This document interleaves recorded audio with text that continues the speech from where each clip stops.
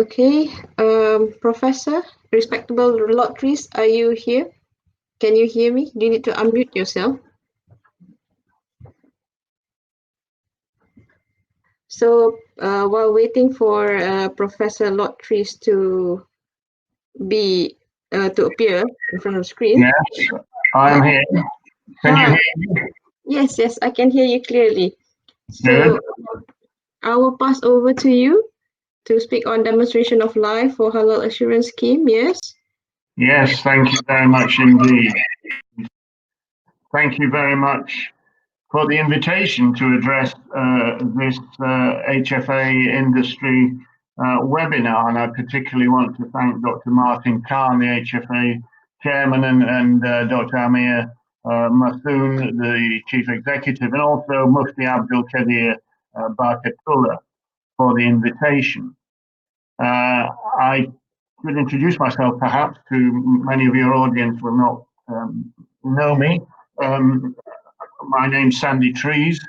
I'm a veterinarian, but I have been in the House of Lords. I was appointed to the House of Lords in 2012 as a crossbench peer, that is a non-party political peer, and particularly through the People's Peers route, which was to, in my case, bring in expertise and experience as a veterinarian. I had a career in practice for a while and in industry for several years, and then much of my career, most of it was in academia in the University of Liverpool. In that career, though, I worked abroad a great deal in the Middle East and did a lot of work with poultry. Actually, the KFC presentation rang bells. And I ate a lot of lovely halal food visiting those countries.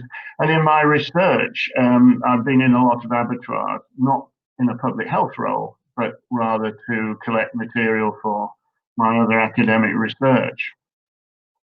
But I've become very interested in the project I'm going to talk about, the demonstration of life, in the last few years.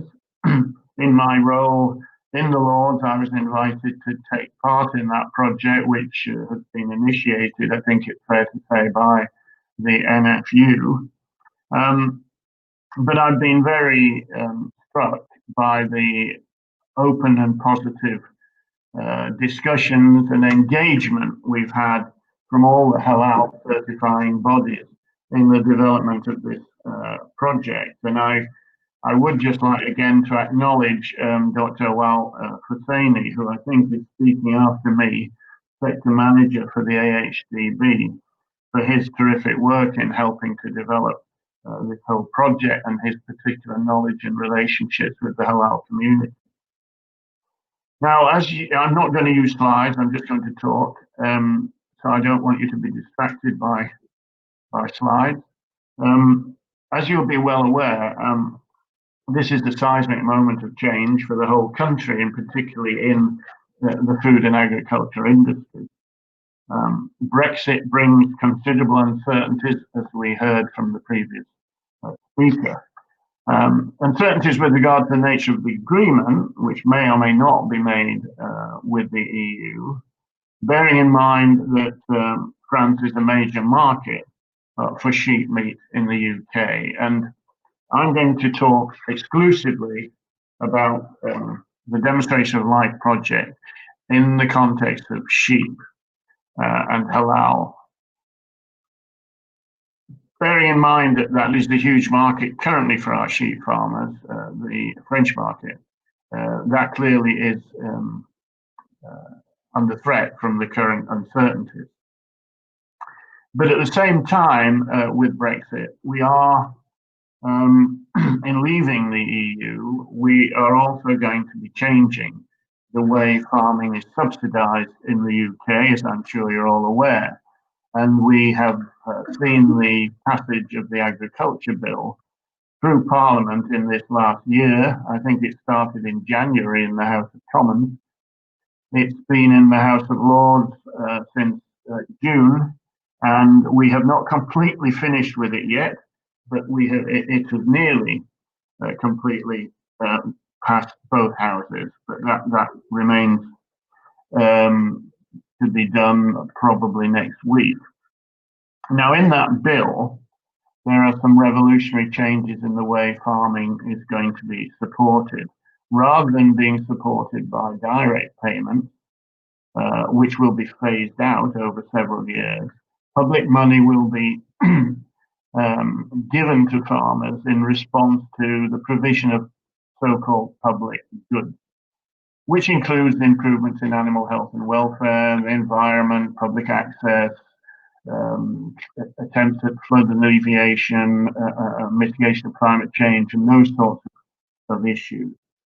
Now, the phasing out of direct payment is particularly crucial for our livestock farmers because they historically have benefited most from that, to the point of something like 70 to 80% on average of all livestock farmers in the UK. On average, 70–80% of their income is actually a direct payment, which will be phased out.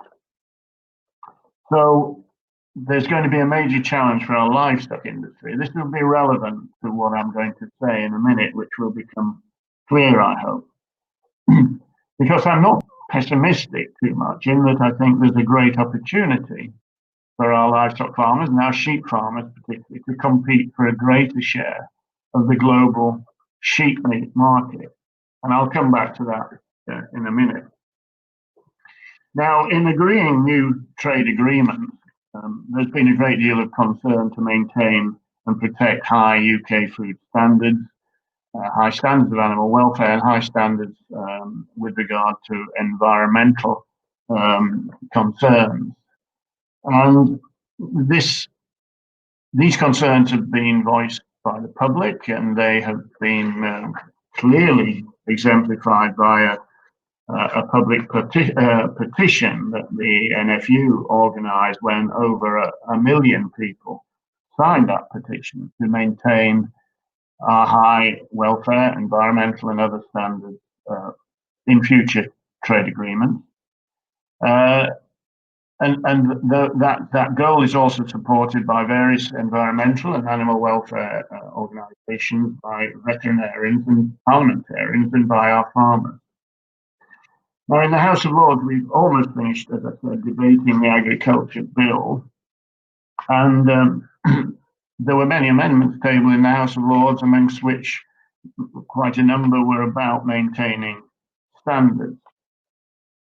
The good news is that very recently, in fact, the announcement was made last Sunday, as a result of a lot of lobbying, particularly from the NFU and parliamentarians and the public petition that I mentioned, the government has agreed new measures to support the maintenance of our high welfare and environmental standards.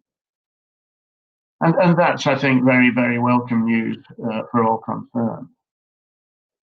But as I said earlier, as I hinted, with the challenges that Brexit brings the opportunity, particularly with respect to sheep, to expand into the international halal market, which will benefit not only our sheep farmers, but also the halal industry. And halal certification, of course, is a key link in that chain to provide halal consumers with the products and the value they need. The protocol I'm going to describe, we call the Demonstration of Life Protocol, will be hugely significant in helping to provide and deliver the additional assurances that the market merits.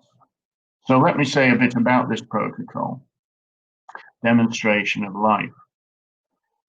As you will all be aware, I'm sure, Islam requires that animals must be alive at the point of slaughter by cutting the neck.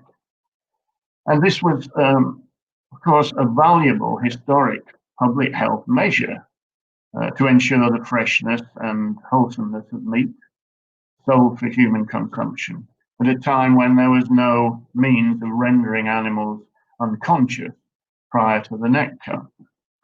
Now, we have the technical means in small ruminants, sheep and goats, to render them unconscious by electrical head stunning, and done in such a way that such stunning itself is not lethal. It provides a brief period of unconsciousness for the neck cut to be made to a live but insentient animal. Now, the protocol works by requiring that a very small number of animals are stunned, electrically head stunned, in participating abattoirs and allowed to partially recover, not to full consciousness, not to full recovery, but to a defined point, namely the return of rhythmic breathing. And this is done with 1 or 2 exemplar sheep in order to demonstrate to observers, including representatives of the Halal certifiers, animal welfare officers, official veterinarians, and other competent persons. In front of them, it's demonstrated that the stunning process is indeed non-lethal and survivable. But that meets then a very important necessity for being able to certify those stunned sheep as being halal.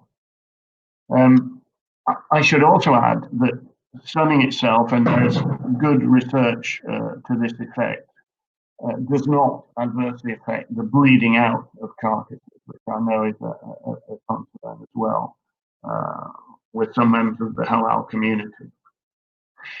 This demonstration of life protocol is similar rather to a system that has been successfully used in New Zealand for a number of years now, and is supported in both national and international markets. In fact, almost all the sheep meat coming out of New Zealand, including that which comes to all the UK supermarkets, is certified halal. The development of this demonstration of life protocol has been a true partnership in the last year or two with the halal certification bodies, industry, farming organisations, and I'd like to acknowledge the important role Phil Hambling in the NFU has played in all this, and technical experts, all with a clear aim of improving assurance in the sector and to the sector, and bolstering confidence for Muslim consumers. I would also like to particularly thank Dr. Claire White of the University of Bristol School for her technical input into the development of the protocol. Claire is an expert in slaughter and public health matters. As we exit the EU, the protection of our standards, delivering in our home market, and being able to expand to international markets for halal sheep will be increasingly important. The halal market for lamb is of huge value to the sheep industry. It's estimated that in the UK, I think over 20% of UK sheep meat is currently consumed by our Muslim population. And presently, the global halal food industry, the total food industry, is valued at £542 billion. And the global halal sheep meat market is estimated to cost it to be worth many, many millions of pounds. In developing this project, as well as the halal certifying body being fully engaged and extremely willing to engage and discuss and seek solutions, it's also been necessary to satisfy other UK regulatory bodies. This is an ongoing process. It's not completed yet, but I'm optimistic that there will be appropriate approval of the demonstration of life protocol. And we look forward to continued collaboration and cooperation between the halal industry, academic scholars, Islamic scholars, certifiers, and government, ultimately, to build our excellent reputation. reputation for assurance and standards as we exit the EU. Finally, I want to perhaps leave you with a thought and a question. It is a fact, of course, that there are quite a number of halal certifying bodies, of which I wasn't aware when I first became involved in this. Now, with respect to other issues, I know that a single collective voice can be more effective and influential with, for example, DEFRA, than multiple uncoordinated voices. As an example, I've recently been involved with an initiative which partly arose and resulted from a report we did in Parliament on the loss of small abattoirs, not halal ones per se, but in general of small abattoirs in the UK, which has an effect on both animal welfare and on the sustainability of sheep farming. I chaired that report, and the initiative and the report also encouraged abattoir owners to perhaps come together to form a group which could collectively reflect their opinions more effectively than they could separately do. And DEFRA has a number of sector groups representing particular areas like cattle and horses and dogs and cats and so on. Now, I'm not suggesting a DEFRA sector group, but I wonder if the halal certifying bodies have considered or will consider creating an overarching body which could collectively represent your industry, share best practice, set agreed standards, and so on, run by yourselves, and thereby enhancing the quality assurances you all individually promote. But that's a thought I leave with you, and that may lead to questions. But thank you very much for your attention. Thank you.